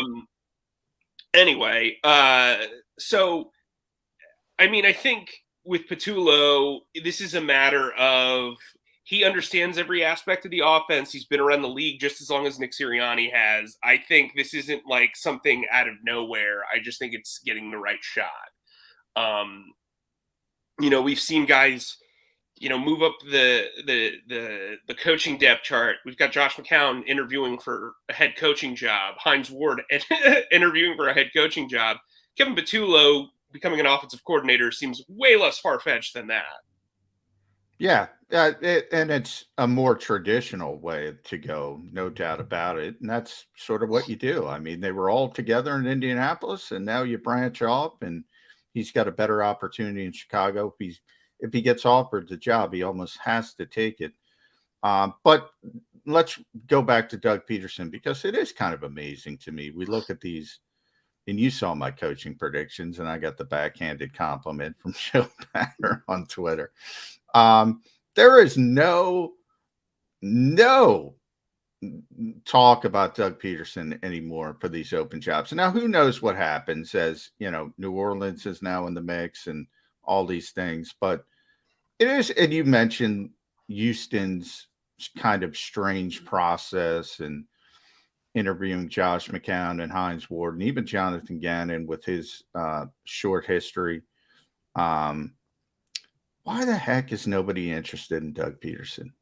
With the 3 postseason berths, the Super Bowl championship, with an organization, by the way, that never won one before, even though they had a first ballot Hall of Fame coach for well over a decade. Why the heck no Doug Pederson attraction at all? Well, for one, he's not sponsored by Stateside Vodka, so you know. I mean, I think I still have my Stateside Vodka bottle. Yeah, I'm waiting for my care package of that free glass. It's right here. It's right here. That's pretty dope. You got the glass, McMullen? I didn't get the glass. No, neither did I. I could probably get the glass, but yeah, I haven't. Come on, Sander, get me a glass, Sander. 3 glasses, one for me, one for McMullen, one for Kaye. Work on it, Sander. And then we can cheers on the show anyway, or off the show, depending on, you know. Ooh, I like that, John. You've got a thing that says John on it. Oh, I always forget your name. My wife made that for me. How so it says, and then it has my dog's name on the back. Oh, it's things like those that you treasure. Anyway, so I think there's a few things. So one, I think there's a sentiment that Doug can't build the right staff. You know, his staff, at least defensively, was largely composed by the front office for the Eagles. That's no secret. No secret. Yeah. So why don't you compose the staff, Mike? I mean, a lot of teams do that anyway. Why don't they just compose the staff? Right, but here's the deal: it's the Jaguars, right? It's the Bears, right? They have not shown that they can put together staff. So having a head coach that kind of knows how to network is important. There's also a perception of, you know, once John DeFilippo, once Frank Reich left, the offense really took a turn and it never really recovered. I think Doug Pederson is a hell of a locker room manager. I think he is a guy that, can galvanize a locker room. And that's something you're looking for in today's day and age. But I do think there are questions about his play calling. I think there's questions about how Carson Wentz torpedoed. I think there's questions about, his handling of that 4-11-1 season, because for all the fault in the roster process, he did kind of struggle himself, right? And I think when you look at the way the Eagles were able to rebound, that's not necessarily a great indication that Doug Pederson, can handle his, I think. And I don't think any of these perceptions are fair, by the way. I should note that. I think Doug Pederson is well deserving of another job, but you're seeing with Dan Quinn's not getting another job after a year. I just wonder. But he got a lot more hype, and certainly was probably number 2 in Denver, probably number 2 in Chicago. We won't know, but he was a lot closer than Doug. Sure, but just like Jalen Hurts says, number 2s get flushed. Well, so that's true. That's true. And then and then the reports come out that he's pulling his name out of the running, which he told them because he knows there's no path. He knows. Right. On the surface, it seems like a tail between the legs sort of move. I think Doug Pederson wants the right job. He knows that he needs the right job. So I don't think this is all on the search, right? I think Chicago didn't hire him because he's very close to Nagy. They're very similar offenses. They come from the same tree, although they hired another guy from Kansas City to run their organization, which is interesting. I mean, I think Ryan Poles is very well respected, but I mean, it is kind of a weird coincidence. And then, look, I think for Doug, he didn't take a coordinator job. It's not like he showed that he grew in the year away. And that sometimes hurts you. Sometimes taking a year off isn't the best move. And I think, for him, everybody talks about the lack of ego. Well, he doesn't want to be an offensive coordinator. So that would be an ego thing, right? I mean, it's just very interesting to see this. But here's what I'll tell you, and I'll go on a rant here. I like a good rant. Go. It is absolutely asinine that Houston has not interviewed him. Like, asinine. If you're in a rush to promote Josh McCown to head coach, if you like him that much, why not start him off as a quarterback's coach? Why not start him off as an offensive coordinator and pair him with a head coach that can be a stopgap, or a guy that truly believes in him and has worked with him in Doug Pederson? Why can't you marry the two? Make him quarterback's coach / assistant head coach. Well, I'll go one better. Why didn't they do that with David Culley? Right. They interviewed Josh McCown last year. They knew David Culley was a bridge. Why not bring Josh McCown in there, even as a quarterback coach, offensive coordinator? Then you're in year 2. Maybe McCown said, get back to me when you've got your head coaching job open. I don't need to do this offensive coordinator thing. Well, then that's not really the type of guy I want to run my organization. Like, I just don't. Here's the thing. I get it. He's been around for 20 years, and John and I have talked about this on air, on Twitter, off air. Josh McCown, I have an absolute ton of respect for, but the logistics of the job are more than just understanding the offense. Like, it's just like when people talk about being a GM, about building a roster. That's like a third of the job. Yeah. And it's just like, to me, my pet peeve. It's like that thought process of like, oh man, you can just push this guy in. Like, John Lynch gets all this credit. He has not been a great GM. John Elway was not a great GM. And they won a Super Bowl. I think just pushing guys in because they have a name or they have experience in the player aspect is not necessarily the right way to go. We have seen guys that don't have that background excel in this business. And so I think when you say, look, let's say they hire Gannon. Maybe Gannon's the guy that you pair with McCown. McCown runs the offense. Gannon runs the defense. It's a cohabitation matrix of coaching. But listen, Doug Pederson I don't want to say deserves the job because nobody deserves anything, but he has easily the best resume out there right now. So the fact that Houston hasn't even interviewed him is kind of wild. I mean, I was talking to people in the league who were, saying to me, like, what does it tell you that Josh McDaniels hadn't gotten an interview and then suddenly he's the Raiders' favorite? So it's just a really interesting process, this coaching cycle. And frankly, this is the most laughable coaching cycle I've ever covered. It's awful. It's embarrassing, this league with their. There's no reason why 9 jobs should be open. There's absolutely, like, here's the thing. I've always been taught, if you're going to fire somebody, you better have a really good replacement in mind, in a backup plan. It seems like none of these teams had that plan. Well, I think they're also scared as well because, you know, some of the blowback Jody and I discussed. Jonathan Gannon has become the poster child of somebody not ready but getting a chance. So you have this weird sort of social environment, guys trying to find the right people. And then you have this, you know, I thought the Minnesota GM hiring Cherry Hill guy, by the way, interesting way to go from his standpoint and his background. It's been a very, very strange, and you're right. It seems like nobody has a plan. And maybe that's why, with the exception of New Orleans, which is circumstance, most of the teams looking for coaches are bad teams, bad organizations, and they've done bad jobs. And so maybe it isn't a surprise from that standpoint. But the part that stuns me is what you just said. It seems like nobody had a plan. Nobody had a plan coming into this. It really is a testament to these owners and people thinking, you know, if you make that much money, you must be smart. Well, you might be smart in some avenues, but not in other avenues, because it's been underwhelming. Jody, I see you ready to jump in. Let me ask a question about having a plan to have a plan. That seems to be what you guys are talking about. And let's bring it back to the Philadelphia Eagles. Let's say JM is right again, and he gets to take another victory lap, and Jonathan Gannon gets the Houston job. What's Eagles' plan to replace him? Well, I think internally you're looking at a guy like Denard Wilson, who did an exceptional job at the secondary this year, would probably run a comparable defense, at least from a secondary standpoint, so you have that continuity. And then I think there are guys around the league who are out of work. I don't know if Mike Zimmer wants to take a defensive coordinator job.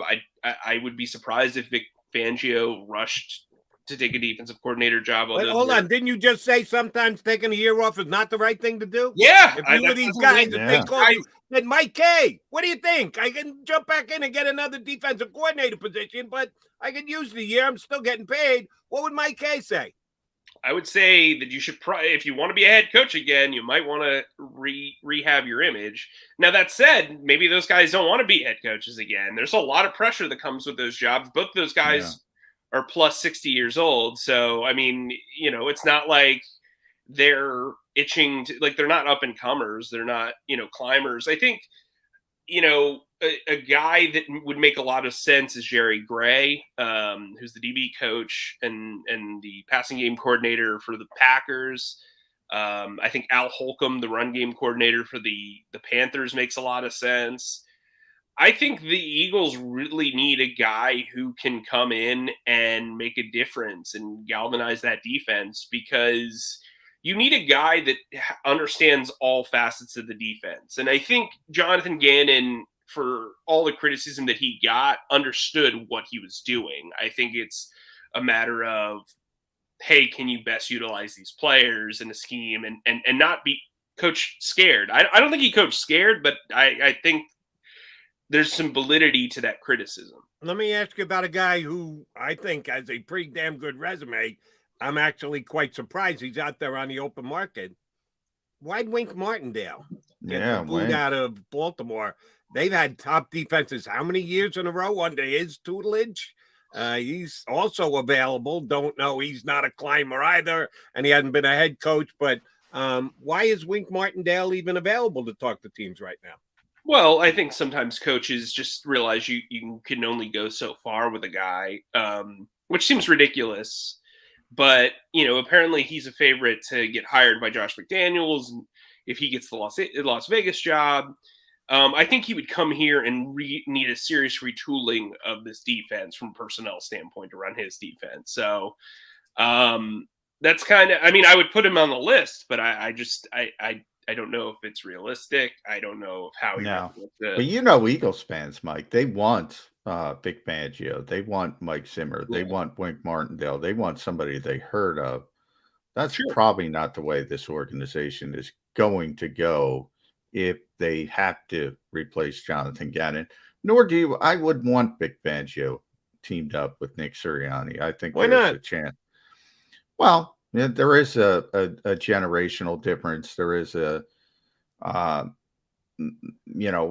who probably has an ego in Big Fangio, and rightfully so. He might be the best defensive line in all of football. I don't like the matchup. I Right, think. but didn't I don't know about Mike, but I know you kept telling me. How do they put a staff together without a veteran guy? All young guys are nice, but you need that steady veteran hand. Yeah, I said that last year. So, now they got through it. Now they got through it. I don't want the everything is fluid. Yeah, I think that was a valid criticism when they put the staff together. And even if it was a consultant, that type of thing. I never wanted a overbearing coordinator with Nick Sirianni. I just wanted some kind of consultant with experience that he can lean on. And he was able to do that in different ways. Mike knows he brought in Mike McCoy, always talked to Frank Reich.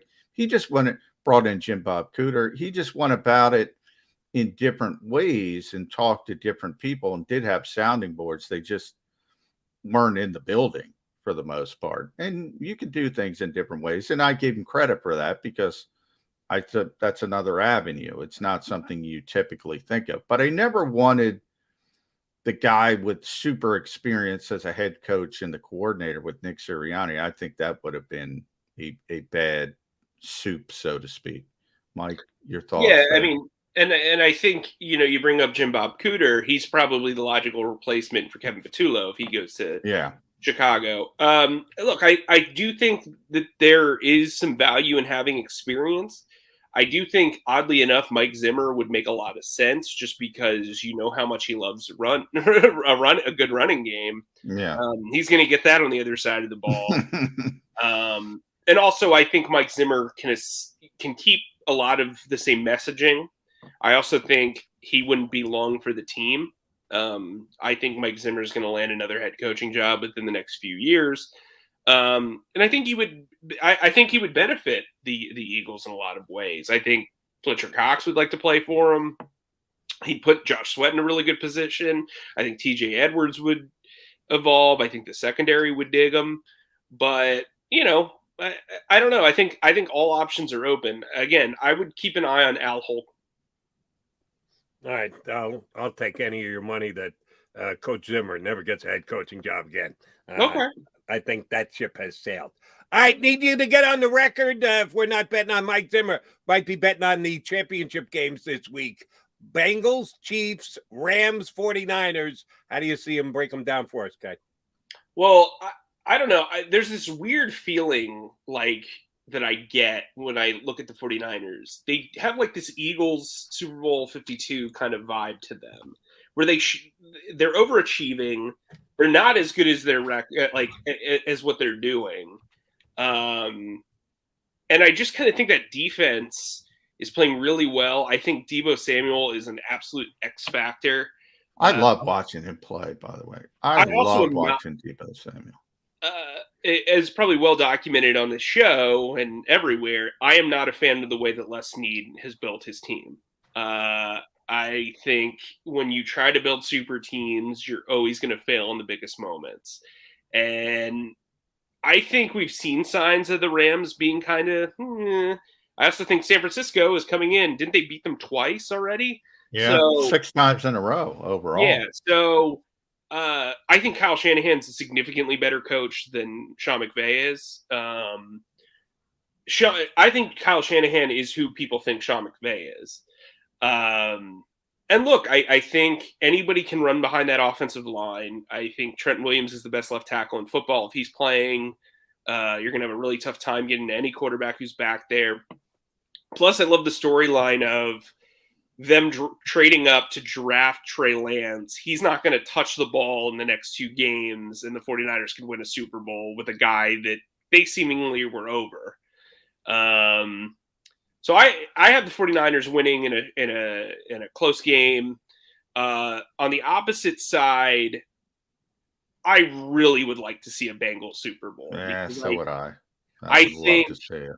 Oh, by the way, the only 2 times the Bengals have been to the Super Bowl, 81 and 88, they played the 49ers. 49ers, yeah. So that could be an interesting, history lesson there that week. But look, I think the Chiefs are a better team. I think they play very, very in sync on defense now after that really tough start for Spags. And then offensively, it feels like they still have their groove, even with their lack of weapons. That said, the Bengals defense kind of matches up really well against them. They have extremely athletic linebackers. Jesse Bates is maybe a top 3 safety in the league. Their corners are playing above their skill level. They can put up points left and right with T. Higgins and Jamar Chase and Tyler Boyd. Tyler Boyd, I think, is one of the most underrated players in the entire league. Yeah, 266, by the way, Mike. That's what Jamar Chase put up against the Chiefs in Week 17. Bananas. That's multiple bananas. You know how to spell it anyway. And then you got Joe Mixon. I think like this Bengals team seems to play up to its competition. If it plays the Raiders, they're having kind of a slogfest. If they're playing against the Titans, they can have a defensive battle and a grind out fest. And then I think they can adapt and shoot out with the Chiefs. I think it depends on their game plan. And how crazy would that be from Zach Taylor 2 years ago having only 2 wins to potentially getting to the Super Bowl? I think it's a great story. That said, I think the Chiefs win after all that in a close one. So I think we get a rematch of the Super Bowl 2 years ago, Chiefs 49ers. Which I don't think is a bad thing. I know everyone's rooting for the underdog of underdogs of these teams, and if you got to pick one, Cincinnati by far. So if you're an underdog leaner, yes, you're going toward the Bengals. But I think Andy Reid is going back to another one. And I love your point about Kyle Shanahan. Shanahan and McVay both have gone to 1 Super Bowl since they've taken over their teams, right? Mm-hmm. Shanahan's offense did not play all that badly in the game that they lost. They just got outshot by a guy by the name of Mahomes, which he does to a lot of people. If I remember correctly, the McVay's offensive show in the Super Bowl, maybe the worst in the history of the Super Bowl, but somehow McVay is still the young super genius, and Shanahan's just this guy out there in San Francisco. Doesn't make any sense whatsoever. But Michael Kaye always does whenever he jumps aboard with us. Mikey Mike, appreciate it greatly when you come on. Next time, know what kind of hat you got on, though. Yeah. I didn't get my wrestling. I didn't get my wrestling talk in, and why the hell Orange Cassidy's in the ring with Adam Cole? That's a Tony Khan. I hope you're listening. Stop it. And Tony Khan, if you're listening, I'm an Orange Cassidy guy. I am an Orange Cassidy guy. I know. Really, I'm outnumbered. Stop it. Don't know about the music, but he puts on a decent show. He put on a decent show. By the way, I'll be at AEW. You know, when I said you can tell how old I am. AWA. AEW in Atlantic City in February. I will be there. Are you going to take me? Are you taking me? Well, I got the press ticket, so I don't want. I'm going to see Tony. I like really just like you and we all cover so many things. It's I know. I refuse to mingle with the regular people, Mike. Yeah, I like to be a man of the people. I like to go out there. I like to. Chris Franklin went with me to an AEW show in Newark, and he got an extra show by me showing up and having quite a few blue moons. But can I say that, or are you not sponsored? Will that mess with the sponsorship? Hopefully we get Blue Moon as a sponsor because there you go.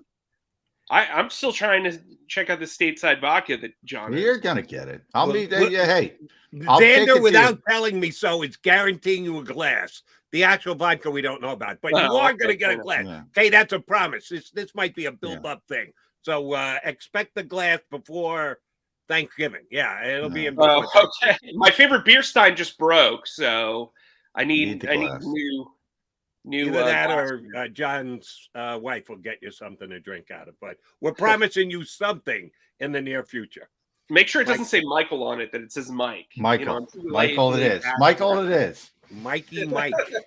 Have a great one, guys. Thanks, All right, buddy. Appreciate it. Mike Kaye here with us on Birds 365. All right, we only got a couple minutes left. John and I have to officially get on the record, make picks on the upcoming championship game. Stay here. Final seg coming up. Go for the midnight dares. Go for the memories. Go for the view that goes on forever. Go for the bubbles in your bathtub and in your drink. Go to bed whenever you want. Or don't. Go for him. Go for her. Go for the win. Go to Ocean Casino Resort. Book your trip at theoceanac.com. At Stateside Vodka, every new customer gets the world's best rocks glass. Free. What's that? A rocks glass? You're telling me that bottle is cut in half? You could say that. Holy shit. And you're telling me I can get one of these glasses for free? That's right. One free rocks glass per customer with each first-time purchase of Stateside Vodka. So good, it just disappears.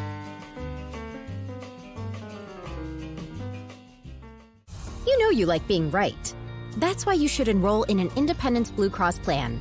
It's the health plan chosen by more people than any other, with more doctors and hospitals, more benefits that really rock, more of the coverage you want for the right price, including free doctor visits 24/7. It's a choice you can feel good about, because when you're right, you're right. And when you've got Independence Blue Cross, you're right where you need to be. Call 1-844-200-2583 today to get an Independence Blue Cross plan.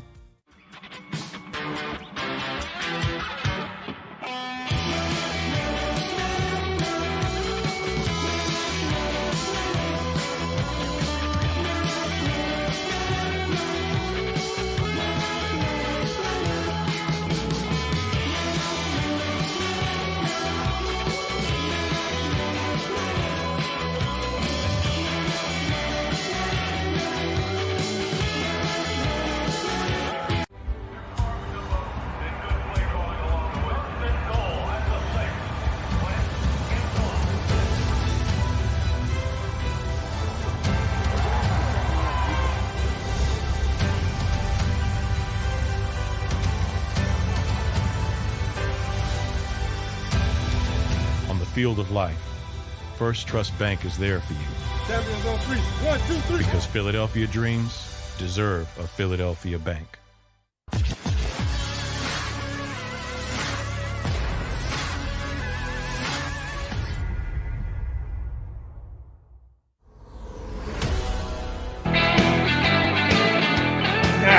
Running out of time here on a Football Friday edition of Birds 365 with McMullen and McDonald. All right, need two predictions out of you, McMullen, and we'll follow up the last segment first. How late are we gonna? How long are we gonna have to wait before you get the Adam Cole versus? Oh, now his name's going out of my mind. He's going up against MJF next week in Chicago. Why CM Punk? CM, how the hell did I forget CM Punk's name? CM Punk against Adam Cole. How long are we going to have to wait on that? Evidently, a really long time. I got a lot of Tony Khan. I talk about loves professional wrestling. I respect his love of professional wrestling. He likes to slow play things, which I think is smart for the most part. But when you sign guys, in the case of CM Punk, who's been gone for so long, you got to strike while the iron is hot. You have to take advantage, and then hopefully you build from there. I think he's screwed that up. Adam Cole, Adam Cole shouldn't be in there with Orange Cat. Just putting him in the ring, it's not about winning or losing. People thought he lost the match. I could care less about wins or losses. Just putting somebody with that kind of talent in with that nothing, you're lessening him. Yeah, lessening him.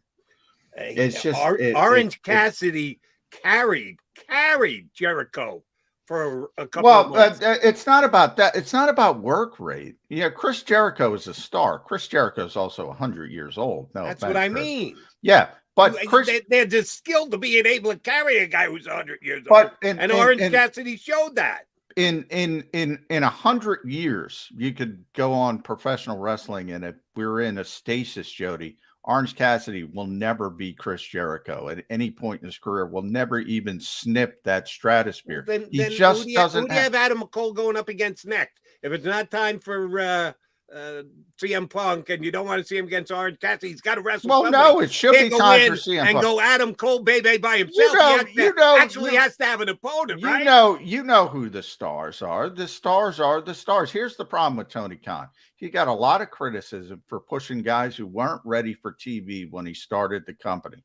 Then he slowly brought in real talent, the Daniel Bryans of the world, the CM Punks of the world, the Adam Coles of the world. And people like that, and Kenny Omega's injured, but when he'll be back, he had certain guys. Cody Rhodes, even though people don't like him, certainly knows what he's doing. Chris Jericho aging, but on and on and on. These guys are legit main event professional wrestlers. They should be in the upper. Not everybody can be a star. Doesn't mean you shouldn't be on the card, but that's a problem with AEW. They think everybody's a star. Not everybody's a star. If everybody's a star, nobody's a star. Yeah, but you got to develop some guys too. If you're just cherry picking, well, I agree, but getting older from video program and bringing them in, that's not really saying much either. You got to be able to develop a star of your own too. And that's a big problem, and that might be the biggest problem in pro wrestling. You do have to develop stars, but it's like evaluating football players. Orange Cassidy ain't a first round pick. All right. He's not going to be a star. That you have to have the ability to evaluate that. Again, if you want to put him on the undercard. I know you know this, but I feel the need to point out to you. 2 shows a week, 52 shows a year. Somebody's got to wrestle. You got to put product out there. You can't just go, Orange Cassidy's not a star, so why the hell is he not? No. You got to fill a whole bunch of matches every single year. Jody, you're not letting me finish. I said it's fine if he's on the card. You put him in the second match, the third match. You need undercard people. He's not in the main stinking events. On no, not with one of your biggest stars. Keep him away. Pull out there every single week or 10 out of 12 weeks. You only got so many guys. Keep him away. You're an Orange Cassidy hater. There's just no doubt about it. No question there. You're a hater on the guy. He doesn't belong. And the reason why I want to see CM Punk against Adam Cole, your boy Adam Cole, is because I want CM Punk to be able to say the same thing Roman Reigns did a couple of weeks ago. If I wanted to really fight a main line headliner, I'd ask for your girlfriend. Roman said it about you just want to see. But the Royal Rumbles this weekend, Saturday nights. I'll be watching that, by the way, Jody. No chance Rollins wins, right? I don't think so. But you're going to see Roman Reigns and Brock Lesnar. All right, now you can say whatever you want. When you see those two guys, you know they're stinking stars. Sure. You might like them. You might dislike them. They're freaking stars. Now put them next to Orange Cassidy, Tony Khan. Be honest with yourself. Be honest with yourself. You're going to compare the second Wednesday in January to WrestleMania? Come on, John. Royal Rumble. That's what he's trying to do, not me. That's what he's trying to do. You're saying Orange Cassidy's supposed to be either Brock Lesnar or Roman Reigns. We know that he's not.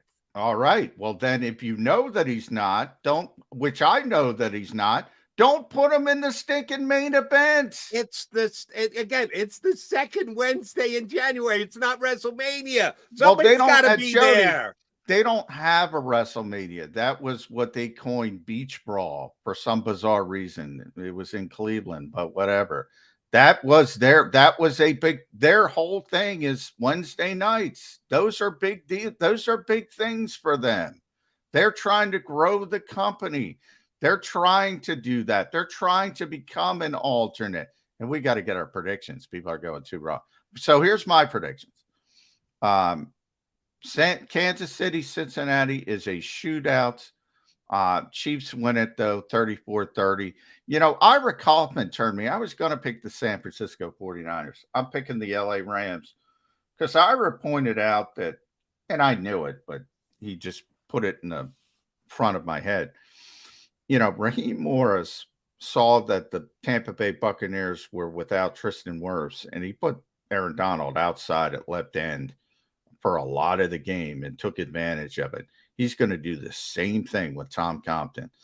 He's playing right tackle for the 49ers. Mike McGlinchey, a Philly kid, had a quad injury. He's out. Tom Compton, not good. Aaron Donald, they're going to take advantage of that. The Rams are going to the Super Bowl. I'm going to take Shanahan over McVay and say the 49ers are going back. And I think the Bengals can hang tough. 7 is the right number of this game. Kansas City's probably going to win by a touchdown.